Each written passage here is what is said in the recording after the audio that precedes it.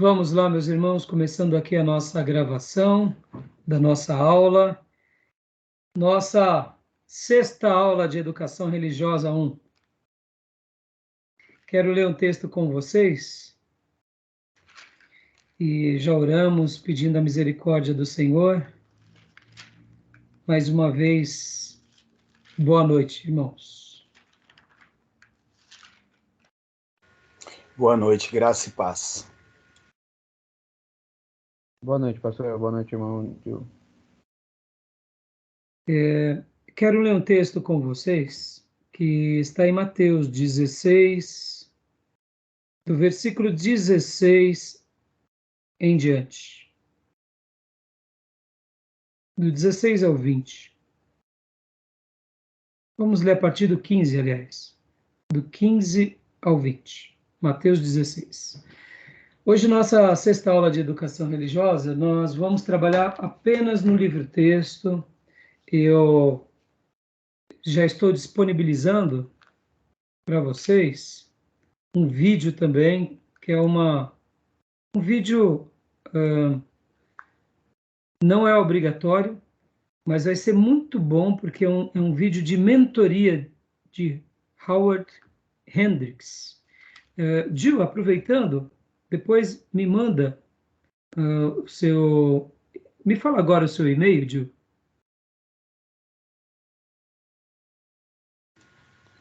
É Ivandilson, é meu nome, .s.n, @gmail.com. Ótimo. Depois nós encaminhamos também para o pastor Johnny esse vídeo, que eu não estou com o e-mail dele aqui. Já estou encaminhando para vocês, tá? Esse vídeo vai ser muito bom porque é um treinamento de mentoria, é uma pérola, irmãos. Howard Hendricks foi um dos maiores líderes, é um dos maiores líderes, eu não sei se ele ainda está vivo, eu creio que sim,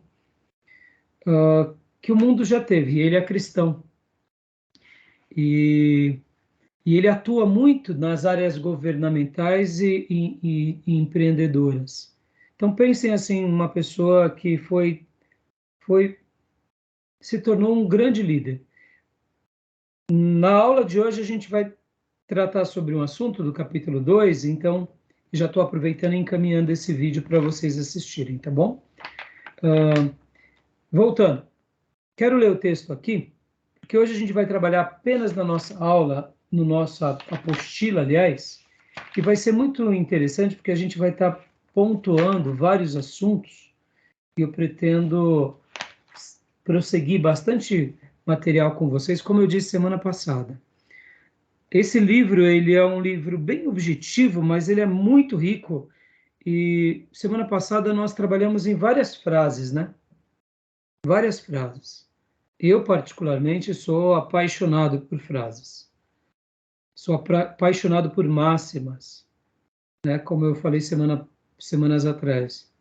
Palavras não são apenas palavras, são conceitos, são ideias. Ideias que temos, ideias que aprendemos. E são máximas também. E esse livro ele é repleto de ideias, é repleto de máximas, né? Você tem gostado do livro? Muito bom. Eu ouvi um pouquinho do livro hoje pela manhã indo trabalhar. Maravilhoso. O livro realmente é muito... E eu vou dar dica aqui para vocês. Peguem e grifem aquilo que mais realmente for importante para vocês. Porque a gente vai estar trabalhando nessas ideias. Porque, irmãos, antes de ler o texto bíblico, quando a gente fala sobre pedagogia de Jesus, ou educação religiosa com o foco na vida religiosa, a gente tem que lembrar o seguinte, que os nossos grandes heróis da Bíblia, começando pelo principal, que é Jesus, ele não teve uma formação numa escola clássica. A formação de Jesus foi a formação realizada aonde? Pelo poder do Espírito Santo, na própria vida dele, sendo aplicado debaixo da tutela de José e de Maria, aprendendo muita coisa onde? Aprendendo muita coisa na sinagoga de Cafarnaum, ou seja, que escola é essa? Que escola é essa? Aí você talvez diga assim, mas Jesus era Deus. Sim, ele era Deus. Mas ele era homem também. E a gente tem que lembrar de Filipenses, que diz que ele se esvazia. Então, quando a gente pensa nele como grande líder de toda a humanidade, o grande pedagogo, o grande mestre, nenhum mestre se compara a ele, é fascinante quando a gente pensa assim, que a formação dele dependeu mais dele do que as circunstâncias ao seu redor. Pode ver. Jesus é o grande exemplo desse que é forjado no meio do lodo, no meio da terra, no meio do barro, no meio do campo, no meio da simplicidade.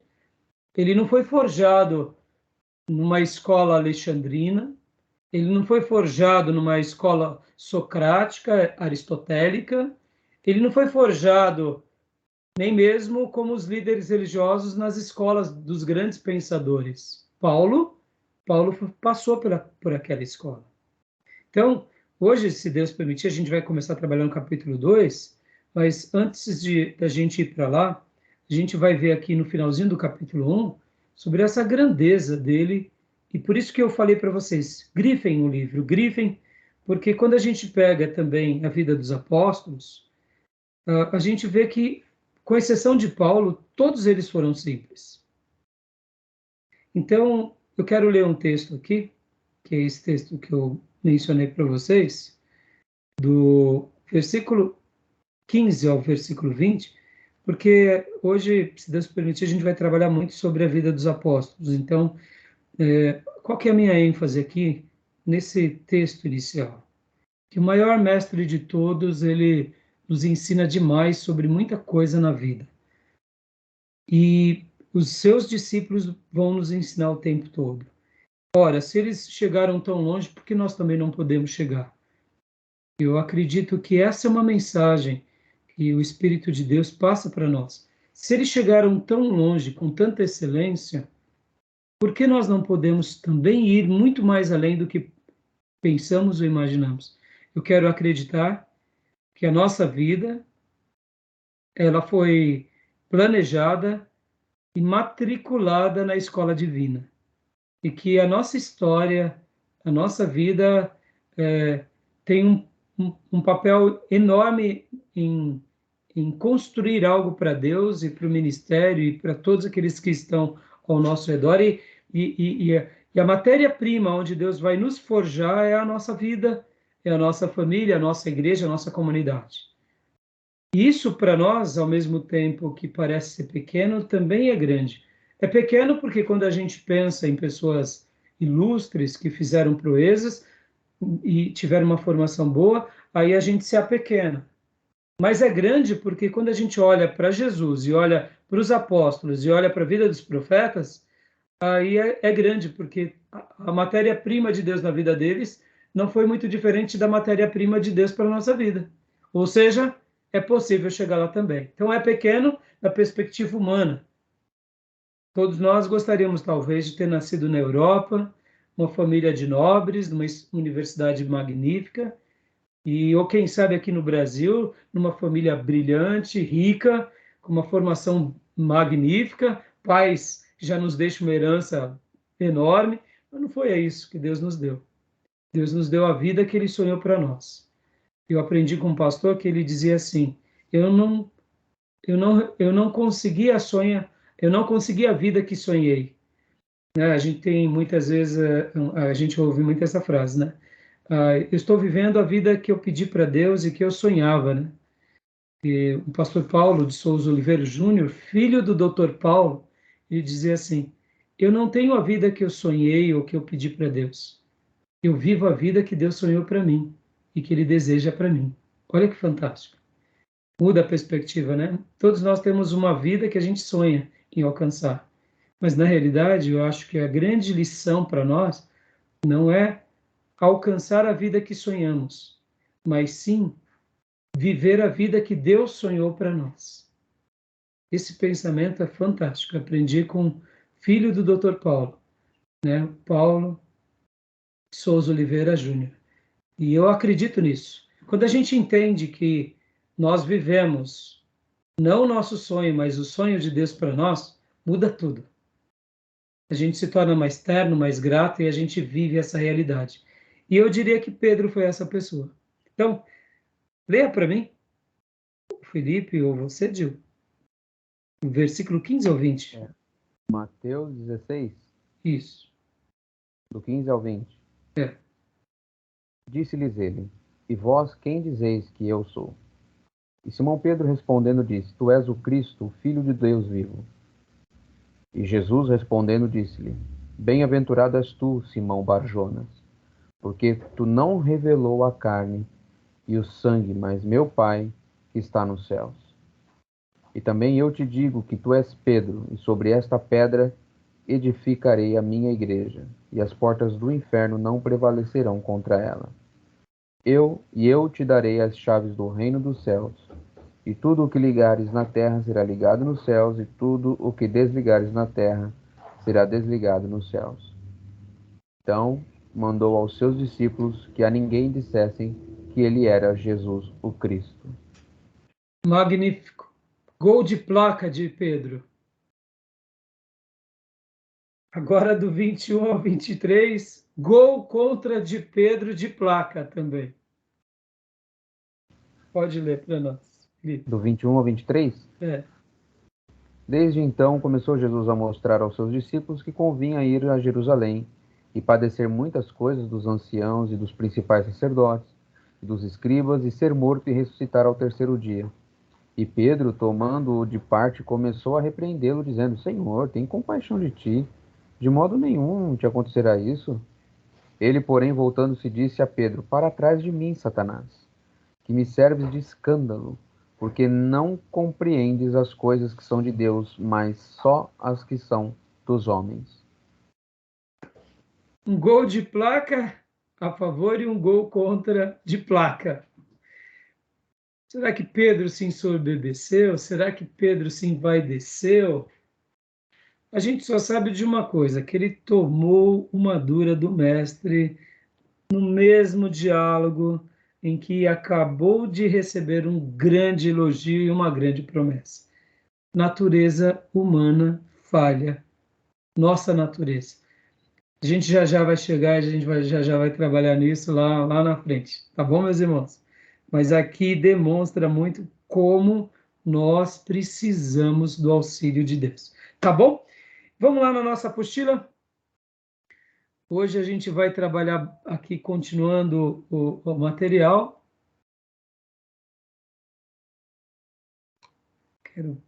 Quero colocar aqui, nas semanas passadas, nós paramos ali na página de número 9. Página de número 9.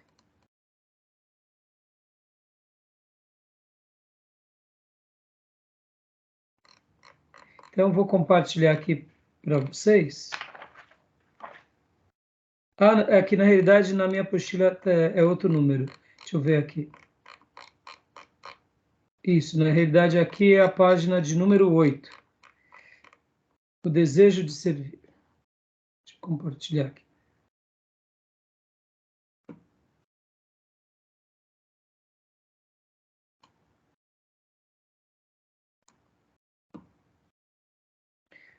Nós iniciamos a apostila falando sobre a encarnação da verdade, trabalhamos sobre esse primeiro ponto e agora estamos no segundo ponto, que é o desejo de servir.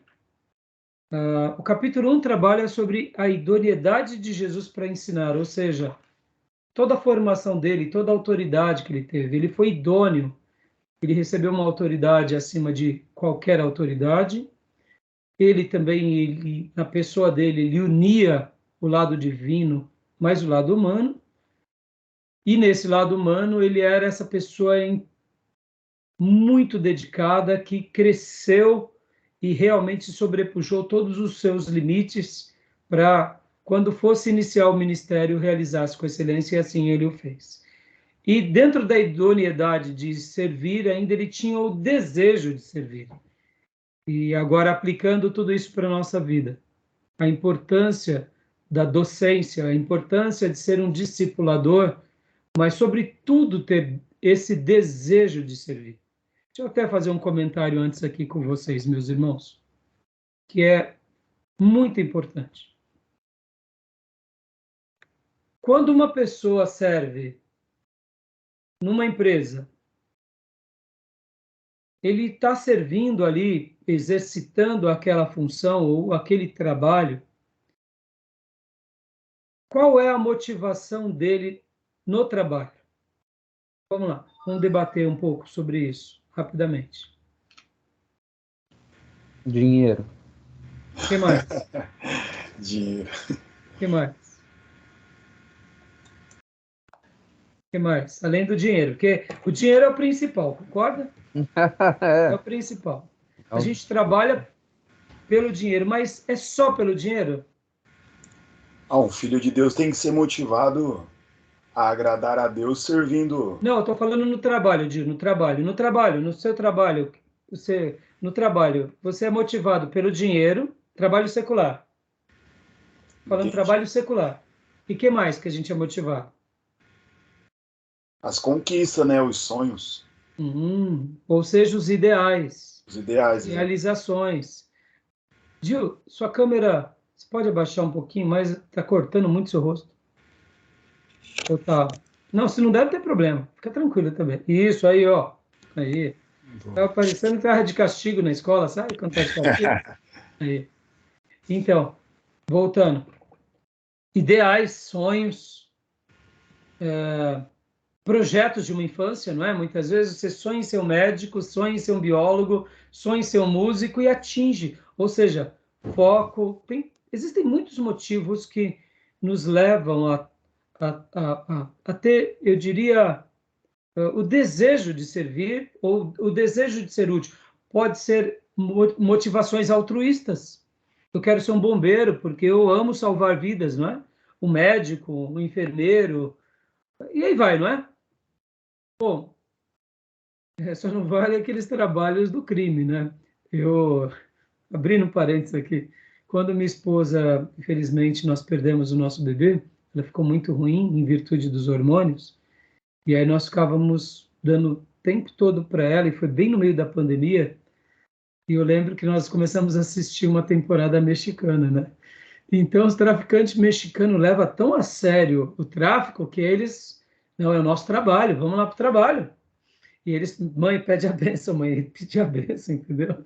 E, e assim, a gente falava, oh, meu Deus do céu, porque assim, o crime, né? O crime organizado, o tráfico. E eu lembro de um episódio, né, na temporada que assistíamos, que um grupo de terroristas queria usar os traficantes para passar arma nuclear entre o México e os Estados Unidos. Ele falou, não, eu sou traficante, mas não sou terrorista. Há uma grande diferença. Aí a, a pessoa que estava fazendo a negociação falava assim, mas qual é a diferença? Ele falou, eu vendo droga, eu não mato as pessoas, eu não destruo o mundo.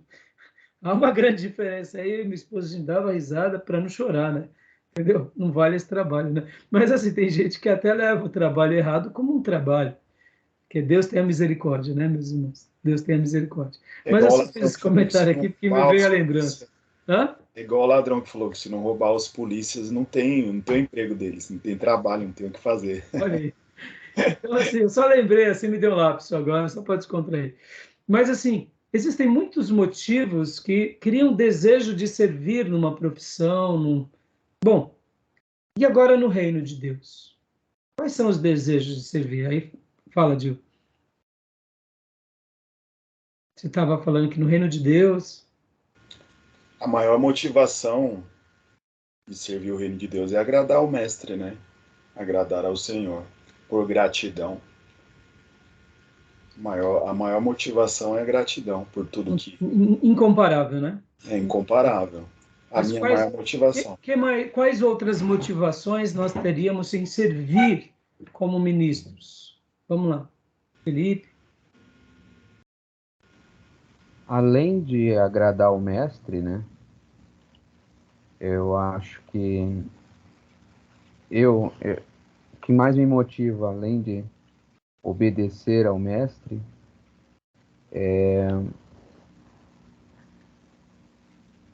tudo gira em torno da obediência, né? Porque eu obedeço porque eu o amo, né?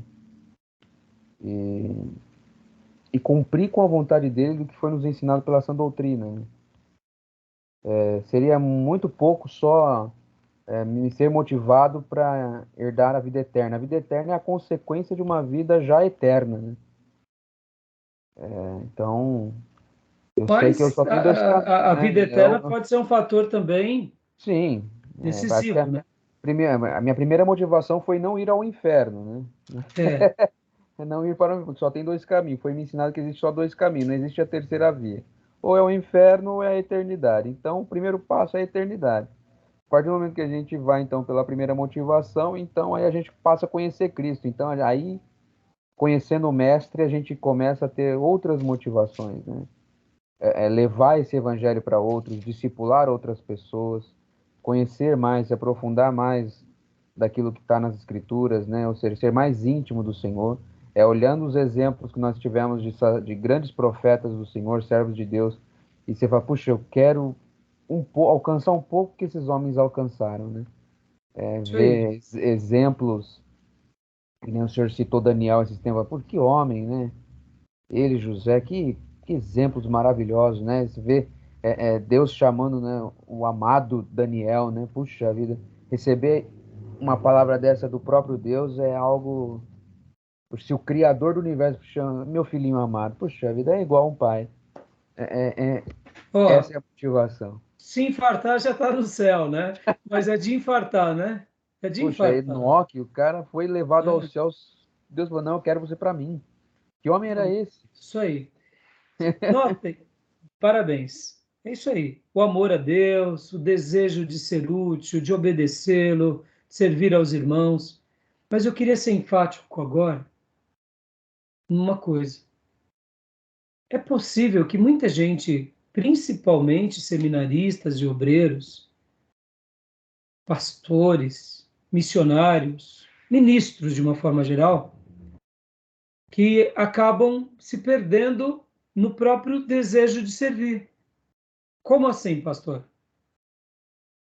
Muitas vezes a motivação da pessoa é a autorrealização. Vamos pegar aqui, é uma pessoa que aprende a amar o irmão, aprende, mas ela descobre que na igreja ela pode ser útil. E aí ela tem o desejo de servir por autorrealização, porque ela se sente útil. Pastor Raí, não, isso não é brincadeira. A pessoa se sente útil. E o que há de errado nisso? No primeiro momento, nem nada. Mas ali acaba podendo ser um engodo. Porque no momento que ela não se sente útil, aí ela não serve mais. É o caso da irmã que chegou para o pastor e disse assim, pastor, o senhor me deixa hoje eu cantar um hino? Aí o pastor falou, claro, filha. Aí o culto foi rolando, o pastor foi dando testemunho aqui, testemunho acolá, oportunidade daqui, de lá, e o culto ficou longo, e o pastor esqueceu e acabou o culto. E a irmã veio com uma tromba, sabe, aquela de elefante? O senhor não me deixou cantar a Deus, pastor. Estou muito aborrecida. Aí o pastor olhou para ela e disse assim, filha, me perdoa, mas pode subir no púlpito e cantar. E aí ela, mas vou cantar, o culto acabou. Aí o pastor disse para ela educadamente, minha irmã, realmente eu esqueci, irmã. Mas se a irmã veio aqui cantar para Deus, ofereça. Parece bobeira, mas quantos são aqueles que a motivação é o feedback do irmão, não é Deus na sua essência. E aqui, meus irmãos, é um engodo de muitos ministros. Nossa, demais, demais. E demais, demais da conta. Demais da conta, porque assim, irmãos, a gente tem que lembrar que na igreja é um lugar onde a gente tem o feedback, onde as pessoas dão feedback, e muitas vezes esse feedback nos vicia. E na hora que a gente não tem, a gente naufraga. Eu É, vou dizer que o ministro, uma das máximas que a gente aprende no seminário é que a vida de um pastor é muito árdua. E eu diria, a vida de um pastor profeta é mais árdua ainda. E de um pastor bíblico, cristocêntrico, é mais árdua ainda. Ou seja, é uma vida solitária. Você terá feedbacks, mas nunca à altura do que vai satisfazer o ego. Por quê? Porque o verdadeiro pastor é aquele que muitas vezes pode ter um terreno pela frente que seja menos pedregoso, mas muitas vezes a vida e a obra dele é com muito sacrifício. Seja ele quem for, aonde quer que ele esteja. Isso vale para o pastor ou para o missionário, porque são dilemas diferentes. No pastorado, o pastor vai ter os seus desafios nas igrejas. O campo missionário, o missionário vai ter os seus desafios no campo, nos corações endurecidos. Então, eu estou falando isso porque o desejo de servir parece algo muito simples, parece algo muito belo e muito ingênuo, mas não é. Eu quis dar essa ênfase aqui, porque aqui a gente vê que Jesus tinha o desejo de servir, cumprindo realmente o desejo e o amor de obedecer ao Pai. E depois de abençoar o próximo. E ele não se perdeu nisso, mas nós nos perdemos o tempo todo. Nós nos perdemos porque muitas vezes temos uma visão de ministério muito mais, eu diria, infantil do que realmente ela é. Ou ora, uma visão de ministério com muito mais vaidade, pode ver. As pessoas não sabem lidar com a sua vaidade e também não sabem lidar com os embates que vêm. Então, assim, de fato, o desejo de servir, ao mesmo tempo que é algo maravilhoso e devemos ter, a gente tem que blindar o nosso coração contra nós mesmos, contra as vaidades, contra as motivações erradas e ter referenciais enormes para a gente não se perder do caminho. Por quê? Porque nós não sabemos como será o nosso ministério. É por essa razão que alguns pastores escolhem o caminho mais leve e mais doce, que é o caminho de nunca criticar ninguém e nunca falar nada que magoe. Aí eu digo, no primeiro momento é verdade, mas ele não vai conseguir agradar a Deus durante muito tempo agindo assim. Eu me lembro de um seminarista que chegou a certa ocasião e falou assim, pastor, eu estou lendo um livro que mudou a minha vida. Eu falei, é mesmo, irmão? Qual é? Ele falou, é o livro X. Ele me deu um livro de autoajuda, deu o nome, e disse assim, esse livro está me ensinando como lidar com as pessoas. Ou seja, nunca falar coisas que as pessoas não queiram ouvir. Eu estou me dando bem com todo mundo, pastor. E aí eu dei risada para ele, com ele, né? Falei, filho, mas tem certeza que é isso que você está escolhendo para a sua vida? Me entendo, tem aqueles homens e mulheres que são chatos atômicos, né? Então, não estou dizendo isso. Não é que você vai ser a pessoa mais inconveniente, mas não tem como você servir e ser um instrutor e ter idoneidade no seu ensino sem pontuar tudo, pontuar as coisas boas e pontuar as coisas difíceis. Pode ver que Jesus era essa pessoa equilibradíssima. E o desejo de servir dele era equilibradíssimo. E o desejo de servir dos apóstolos se tornaram equilibradíssimos. E é isso que a gente tem que almejar. Porque muitas pessoas podem ver, elas acabam indo para o campo político. Podem ver que a crise que a Igreja Batista, a denominação Batista do Sul dos Estados Unidos está passando foi o quê? Acordos políticos dentro da denominação. E isso a gente vai ver o tempo todo. E a gente tem que tomar muito cuidado para a gente não se perder. E aqui eu queria só dar mais um texto que está lá em Filipenses, capítulo de número 2, do 19 ao 24. E eu gostaria de dar a ênfase aqui de Paulo, quando ele cita Timóteo, porque essas palavras de Paulo realmente são palavras de Paulo guiado pelo Espírito Santo, endossando Timóteo, mas não é apenas de Paulo a Timóteo. É do Espírito Santo a Timóteo. E eu ouso dizer que os apóstolos também eram pessoas deste calibre. Tanto é que eles foram separados por Jesus, como Timóteo foi separado pelo Espírito Santo de Deus para ser auxiliar de Paulo. E eu quero deixar aqui esses versículos, por quê? Guardem isso, irmãos. Guardem isso. Como que um ministro, como que um obreiro tem que servir numa igreja local? Essa é a premissa. Essa é a premissa. E a gente vai ver aqui. Acharam? Sim. Então, pode ler para nós do 19 ao 24, Gil? Filipenses? Espero, porém, no Senhor Jesus, mandar-vos Timóteo, o mais breve possível, a fim de que eu mesmo sinta animado também, tendo conhecimento da vossa situação.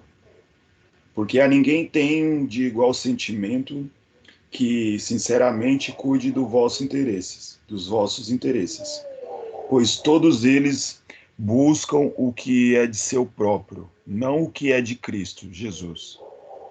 E conheceis o seu caráter provado, pois servir ao Evangelho, junto comigo, como filho ao Pai. Este, com efeito, é quem espero enviar, tão logo tenha eu visto a minha situação. E estou persuadido no Senhor de que também eu mesmo brevemente irei. Meus irmãos, prestem bastante atenção. Como que a gente tem que blindar o nosso coração para servir? Na semelhança de Timóteo, como era na semelhança de Paulo. Ser alguém que não busca os seus próprios interesses. Guardem essa frase. Aqui está o segredo de obreiros aprovados e de ministérios frutíferos e realizados. Como assim, pastor? Um obreiro, um seminarista, um professor de escola bíblica, um músico, um ministro, um pastor, um missionário, um evangelista, qualquer um, quando ele vai servir no reino de Deus, ele não pode buscar os seus próprios interesses. Como assim, pastor? Ele prioriza os interesses de quem? De Deus e dos demais. Ele não busca os seus próprios interesses. Ele busca servir ao próximo, fazendo com que aquilo que é bom ao próximo ele realiza. Logo, é óbvio, ele está fazendo a Deus e é servindo ao próximo que nós fazemos a Deus. Quando nós buscamos o bem-estar genuíno do outro, nós estamos demonstrando que nós não estamos buscando o nosso próprio interesse. Parece simples isso, mas não é. No dia a dia do ministério, vocês verão isso com muita frequência. Pessoas que fazem a obra sempre buscando seus próprios interesses. Servem numa causa sempre buscando seus próprios interesses. Quando eu sirvo buscando os meus próprios interesses, eu já não estou me baseando nessa idoneidade do serviço cristão. Por quê? Porque Jesus não veio satisfazer os seus próprios interesses. Pelo contrário, ele veio nos salvar. Os apóstolos foram separados para quê? Para também realizarem essa obra, assim como Paulo e Timóteo. Tá bom, meus irmãos? Beleza? Tranquilo até aí? Beleza. Pastor, talvez, Oi, Felipe? talvez seja esse um dos motivos pelo declínio da igreja após o século IV, né, quando se tornou parte do Estado, né, que passou a assumir os interesses do Estado romano, né, e todo o império. Então foi se declinando, e hoje, se a gente pega nos dias modernos, é tanto líder que só faz, entre aspas, as obras de Deus pelo próprio interesse, por isso o declínio, né? Um monte de baboseira que está surgindo no meio da igreja. Exatamente. Eu fui enfático aqui, filho, porque muitas vezes, no dia a dia, a gente vai se deparar com isso, com pessoas que buscam só os seus próprios interesses. Ou seja, se é do meu jeito, eu faço. Se não é do meu jeito, eu não faço. Percebam, se é no trabalho, você tem a motivação. Qual é o trabalho? Qual é o desejo de servir no trabalho? A sua recompensa, a sua autovalorização, tudo nobre. Só que no reino de Deus, mesmo que a gente seja recompensado pela vida eterna, mesmo que a gente tenha altas realizações, mesmo que Deus nos use como instrumento, muitas vezes a gente se perde, porque a gente começa a fazer tudo aquilo que é do nosso interesse. Aí, se é do meu interesse, e se eu estou tendo projeção, eu faço. Se eu não estou tendo projeção, eu não faço.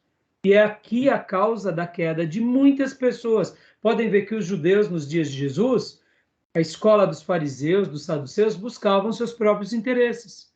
Podem ver que os falsos profetas do Velho Testamento buscavam seus próprios interesses.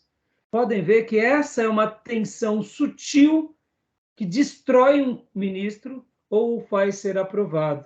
Porque, assim como você falou, Felipe, há pouco, sobre o desejo de obedecer, quando a gente realmente obedece sem reserva, a gente não busca o nosso interesse, a gente busca o interesse de Deus.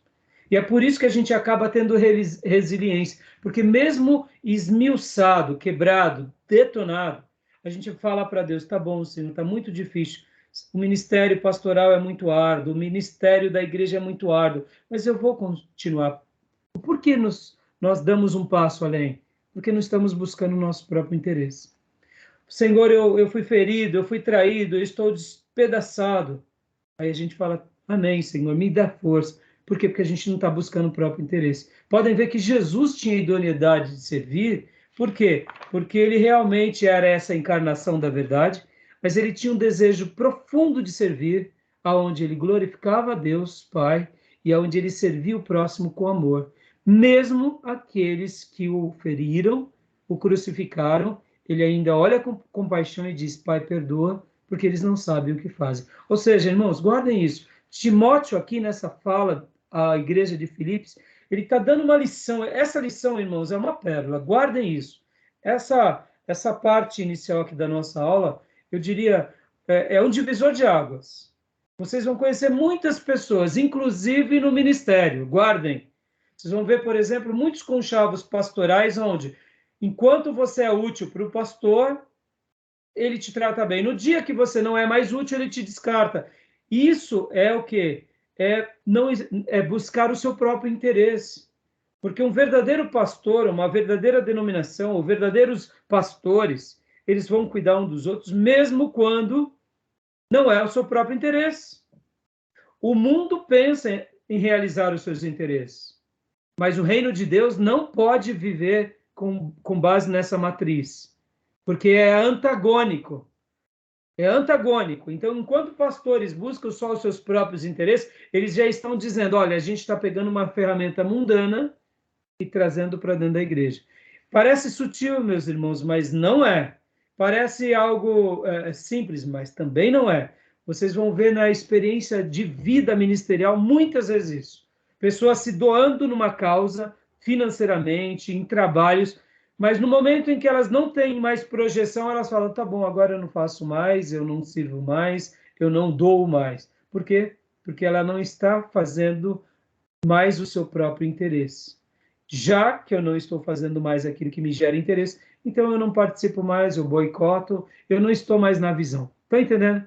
E servir no reino é viverem como Timóteo, é não buscar o seu próprio interesse. Por isso que Paulo, irmão, guardem isso, aqui não é Paulo recomendando Timóteo, tá? Eu amo fazer essas afirmações. Aqui é o Espírito Santo validando a vida de Timóteo, usando Paulo como uma ferramenta. Paulo, vai lá e diz para Timóteo. Entendeu? E aqui podem ver que o próprio Paulo também foi afirmado pelo próprio Espírito Santo, porque ele é como eu, que não busca os seus próprios interesses. Eu não vejo a hora de ter e enviar ele, porque ele vai me trazer... Ou seja, guardem isso. Então, no mundo, no trabalho, nas ONGs, você pode até buscar os seus interesses, mas no reino de Deus, a máxima é não buscar os nossos próprios interesses, e sim os do Pai, e sim os do Reino. Amém? Amém. É a Querem máxima que comentar Jesus, alguma coisa? a máxima que Jesus nos ensinou no próprio carta aos Filipenses, né? Cada um considere o outro superior a si mesmo. Então, eu tenho esse ensino do Espírito Santo sempre na minha vida, desde quando o Senhor me convidou há muitos anos atrás para liderar o Ministério de Louvor. Foi esse texto que veio ao meu coração, e é considerar o outro superior a mim mesmo. Estou para servir o meu Deus e servir ao meu próximo. Não estou aqui pelos meus próprios interesses, é para servir, sempre servir. Isso aí, filhote. Que Deus te ajude, conserve isso na sua vida, na vida do Gil, do Dione, de todos aqueles que participarem dessa aula, porque é muito fácil a gente se perder no caminho, viu, irmãos? Eu estou dizendo aqui, irmãos, eu fiz 25 anos de ministério oficial. No meio do ano desse ano, eu vou fazer 27 anos cuidando da igreja. É muito fácil a gente se perder, é muito fácil a gente se magoar, é muito fácil a gente se ferir, e é a nossa natureza, em conflito conosco mesmo. E como que a gente sabe que a gente está vencendo em meio aos trancos e barrancos? É porque muitas vezes, mesmo ferido, destruído, magoado, arruinado, você olha e fala, não, Senhor, me dá força para ir, mais uma vez, cuidar dessas pessoas, ajudar aquelas outras, aquela que me traiu ou me feriu. Amém, me ajuda, Senhor, a amar, me ajuda a receber quando a pessoa vem e fala, pastor, me dá mais uma chance, você está destruído, você fala assim, puxa vida, essa pessoa já me feriu tantas vezes. Eu tive algumas pessoas assim, irmãos, que, que realmente deram muito trabalho no meu ministério. E todas as vezes que elas chegaram e me perdoa, tá bom, meu irmão, tá bom, meu irmão. Então, assim, não é fácil isso. Por que a gente continua a fazer? E não estou falando aqui que eu sou o melhor, não, meu irmão. Eu tenho muito que crescer e aprender nesse caminho. Mas é o desejo de não buscar o seu próprio interesse. Porque no dia que a gente busca o nosso próprio interesse, a gente fala: não, não, não, não dá mais. Não é que você não possa fazer isso. Pode ver que Paulo fez isso para João Marcos. Não, não, não vou viajar com você. Aí Barnabé e Paulo discutem. Não é isso. Ali ele estava tomando uma decisão. Mas podem ver, Paulo não amaldiçoou João Marcos. Paulo não se rancorizou com João Marcos. Paulo era essa pessoa tão resolvida que ele só falou: olha, não dá para a gente caminhar. Deixa eu contar uma história rapidinho aqui, 1 minuto. Logo depois do início do G12, o G12 também veio para a Convenção Batista Nacional.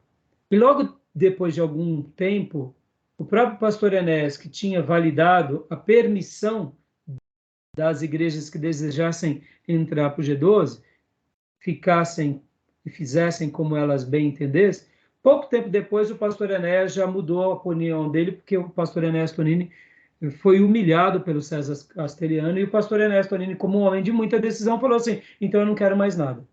Porque o pastor Enéas Tonini teve uma reunião com o Castelhano, César Castelhano, ou Castellanos, e no Ibirapuera, se eu não me engano, e aí ele falou assim, olha, eu gostaria de usar o seu material e aplicar na nossa denominação. Aí o Castelhano fez assim, ele pegou os 12 livros e fez assim na mesa, segundo o pastor Ernesto Tonini.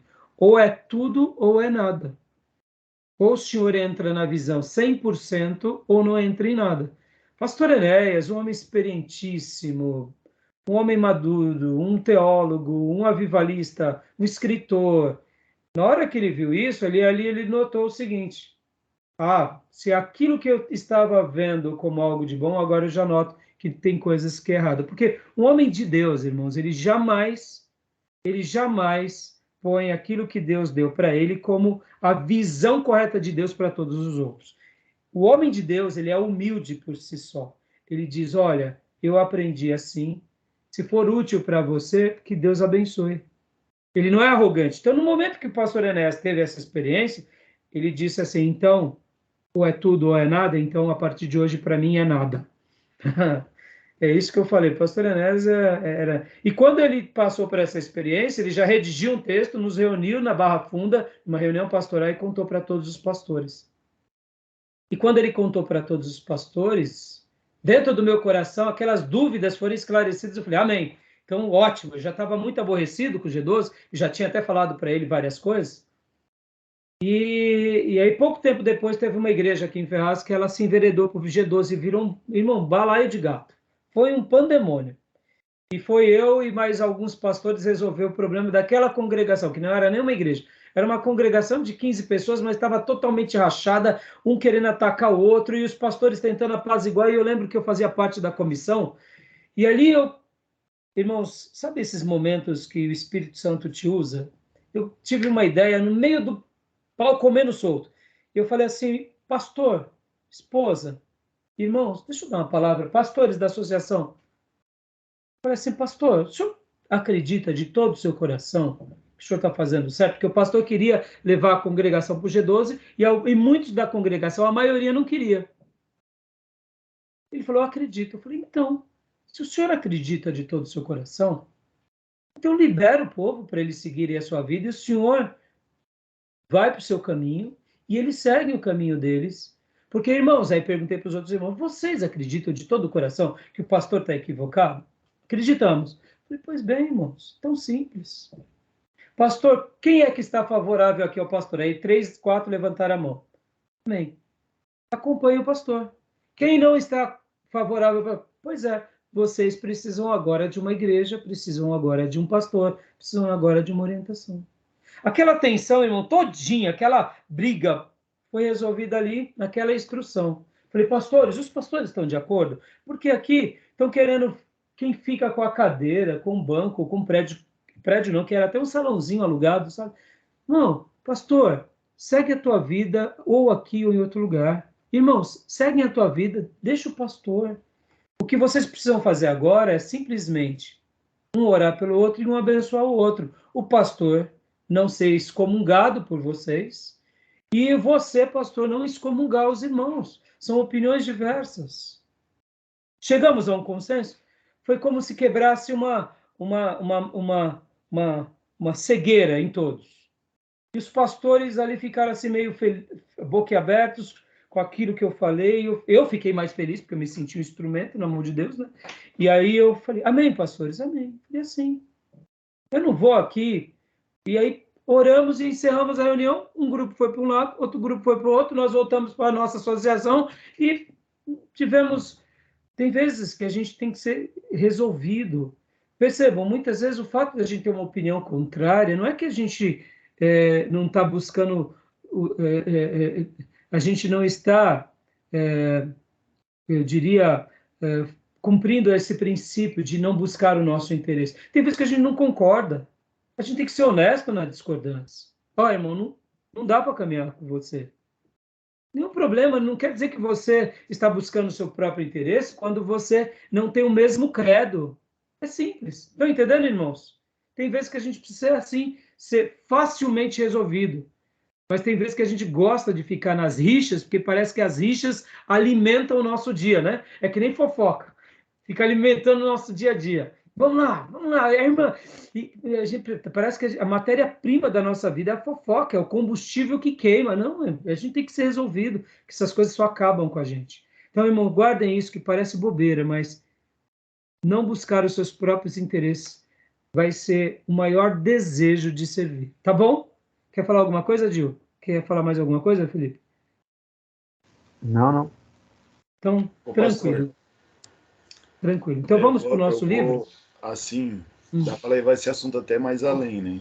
É um assunto tão atual em relação, não aos reformados, né? Mas hoje é tão comum a gente ouvir falar nessa teologia da prosperidade e partindo para esse lado, né?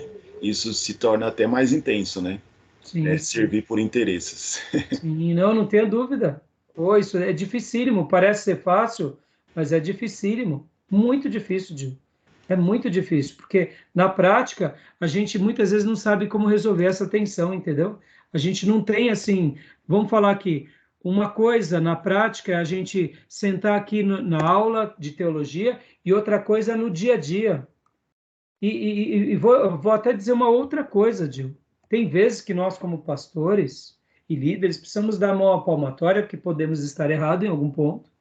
Mas tem pessoas que elas são tarefas motivadas. No capítulo 2 eu vou estar trabalhando bastante. Não sei se hoje vai dar tempo, que eu vou ter que terminar a aula mais cedo. Mas no capítulo 2 a gente vai estar falando sobre temperamentos. Tem pessoas que são automotivadas. Só guarda isso. E tem pessoas que são tarefas motivadas. E aqui, meus irmãos, discernir entre essas duas coisas é dificílimo. Por quê? Porque o tarefa motivado, ao mesmo tempo que ele pratica algo porque ele se sente bem, ele tem que ser desprendido do quê? De buscar os seus próprios interesses. Mas ele só tem interesse e desejo em servir quando ele está em evidência. Ou seja, é uma tensão muito difícil de lidar. Porque uma pessoa automotivada, é como o nome já diz, ela é conduzida por um ideal. Qual é o ideal? Deus, a santidade. Ela não precisa de fazer uma obra. Mas uma pessoa tarefa motivada, ela se motiva por tarefa. Você tira a tarefa dela, você acaba com ela. Ou seja, você tem que ensinar ela, que é tarefa motivada, que é uma nobreza maior, que é a automotivação, que tem que nutrir a tarefa motivação. Ao mesmo tempo, o automotivado, que parece ser muito lindo, muito platônico, muito... Também tem um caroço de angu aqui. Porque muitas vezes a pessoa é tão automotivada que ela fala, eu não preciso provar para ninguém que eu sirvo a Deus. E ela não faz nada na igreja. E não dá um centavo. É verdade, porque ela é tão auto-resolvida e automotivada que se ela está evangelizando na rua, ela fala, estou fazendo a obra, o pastor está pedindo para fazer as coisas, o pastor está viajando, eu já estou fazendo a obra, quem é ele para me mandar em mim? Ou seja, é uma pessoa dificílima também. Mas ela é uma pessoa, se essa pessoa tiver um pouco mais da maturidade bíblica, ela vai se integrar na vida da igreja com mais facilidade. Por quê? Porque ela vai enxergar que há muitas coisas na igreja que precisam ser feitas. Então chega uma hora que ela se quebranta. Mas tem esses automotivados egoístas também, que são automotivados, ou seja, buscam servir e buscam o seu desejo, mas se perdem com eles próprios. E é difícil. Percebam, irmãos, pastorear é arte. Aqui nós estamos tendo uma aula, mas no dia a dia é dificílimo lidar com essas tensões, lidar com os corações, lidar com os desejos. É muito difícil. Por isso que pastorear não é profissão. Pastorear é ofício, é sacerdócio. Você vai aprender em loco fazendo. Não é aqui no seminário, entendeu? E aí é muito difícil, porque tem hora que você enxerga algumas coisas, tem hora que você não enxerga, tem hora que você acha que é uma coisa, e tem hora que você está convicto de que a pessoa tá retalhando, e muitas vezes não, a pessoa tem uma doença crônica que você não sabe. E a pessoa te retalha, mas é fruto do quê? Da carência da pessoa na doença crônica que ela tem. É muito difícil, é muito difícil. Em psicologia pastoral, a gente vai trabalhar com mais detalhe nessas questões. Mas é muito difícil você discernir uma coisa da outra. É muito difícil. E eu digo por isso que a gente precisa da oração da igreja, precisa do apoio da igreja, precisa do apoio dos obreiros. Porque, irmãos, é muito difícil. Imagina, o pastor ele já está numa tensão. Aí ele ainda tem um grupo de obreiros que na hora que ele mais precisa, vem sobre ele, desce a lenha no pastor. O pastor desanda. Ele tem hora que até mesmo quando ele erra, e ele não erra com intenção de errar, ele erra porque ele tentou fazer o que era certo, os obreiros têm que ser mais flexíveis e falar, não, pastor, vamos lá, pastor, o senhor tentou, tem que ser um pouco mais dosado, porque, irmãos, não pense vocês. Tem ovelha que pesa a mão no pastor, nas críticas, nas ofensas, na humilhação. Enquanto você o ajudou durante a vida toda, você foi, que nem o pastor Bill Hybels diz, a sua foto está na carteira da pessoa. Na hora que o pastor começa a fazer coisas que a pessoa não quer, tirar ela de postos, de cargos, a primeira coisa que a pessoa faz é pegar a foto da carteira e rasgar. E é assim que acontece. E se rasga a foto, meu irmão, imagino que não fala por detrás, entendeu? E aí, irmãos, aí você precisa de obreiros maduros do teu lado, porque tem hora que se você errar de propósito, ou mesmo errar, você precisa de ser amparado. Por isso que um pastor, ele não consegue pastorear sozinho. Ele precisa de homens como Timóteo, que são fiéis e leais para Paulo. Por isso que Timóteo era esse menino brilhante para Paulo. E Paulo para Timóteo, entendeu? Tá bom, meus irmãos? Esse assunto é lindo, vai longe aqui, tá? Você vê, eu gastei muito mais tempo que imaginei. Vamos lá. Desejo de servir. Pode ler para nós, Felipe. Deixa eu achar aqui. Não, tá aqui na tela. Tá dando para ver? Tá boa? Tá bom para você? Tá bom, tá ótimo. Tá. Um dos elementos essenciais para a qualificação de um professor é o interesse que deve ter pelo povo e o desejo de servi-lo bem, de ajudá-lo. Sem esta qualidade, o mestre será como um metal que soa, ou como um símbolo que retine, muito embora conheça bem a Bíblia, o discípulo e os métodos de ensino.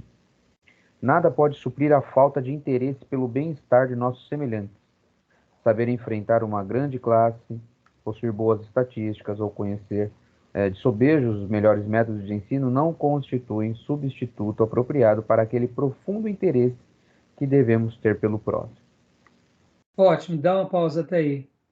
Deixa eu só dizer uma coisa para vocês, irmãos. O que vocês acham de um obreiro que serve na igreja por pura vaidade? E você sabe que ele é vaidoso, que ele é egocêntrico e tribal, e aí você se posiciona dessa forma. Você é o líder dele e você descobre. O que você faria? Seja honesto.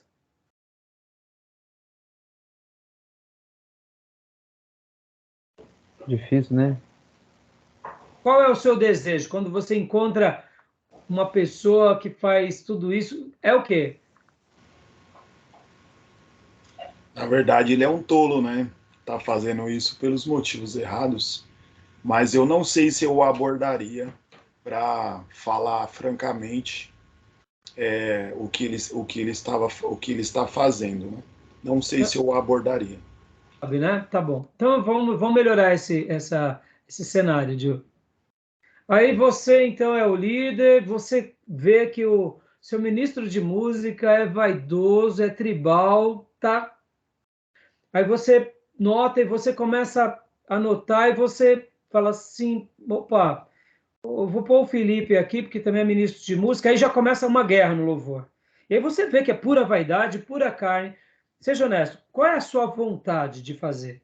O que você faria com relação a essa situação e etc e tal? Eu já lidei com situações assim, inclusive atualmente até tem situações assim onde nós congregamos, eu percebo. Mas a vontade é corrigir, né? Você falar, Aí você chamar. corrige. Aí você corrige e a pessoa não te dá ouvido. Ah, não, aí a vontade. Na Tá verdade, entendendo? Tá entendendo? Eu você tá passei metendo por a uma sua mão num experiência. vespeiro, né? É um vespeiro, é um problema, é um É problema. um Estou problema. falando tudo isso porque, assim, e aí você identifica que ele está fazendo a obra por pura vaidade, por pura soberba. Aí o que que acontece? Seja honesto conosco. Dá vontade de deixar fazer a obra? É claro que não. Qual é Não. a nossa vontade? É Sai deixar daí, de irmão. banco para ver se realmente ele vai querer continuar. É tirar o jagunço do lugar, não é? É, exatamente. É chegar nas escrituras, ó, irmão. O que você está fazendo, segundo as escrituras, está errado. Ou você melhora, ou você vai Tá ter que. fora. Ou melhor ou Você tá vai ter que, fora, rimou, né? você vai ter que comer um quilinho de sal um pouquinho mais, esperar um pouquinho mais. Então, você vê, é isso aí, Felipe. Mas por que eu estou falando isso? Eu tive uma lição do Espírito Santo que foi uma das que mais me marcou na minha vida. Eu passei por uma situação muito difícil uma certa época, e a minha vontade era conhecer algumas pessoas muito vaidosas, nesse quesito, a minha vontade era impedir que eles fizessem a obra, depois de um certo período de muito desgaste. E quando eu estava lendo as Escrituras, o Senhor me destruiu. Me destruiu. E sabe qual foi a passagem? A passagem foi aquela que Paulo fala que muitos pregam o evangelho por vanglória e outros pregam o evangelho porque realmente estão pregando. E aí o apóstolo Paulo diz o que sobre isso? Vocês lembram dessa passagem? Contanto que preguem, né?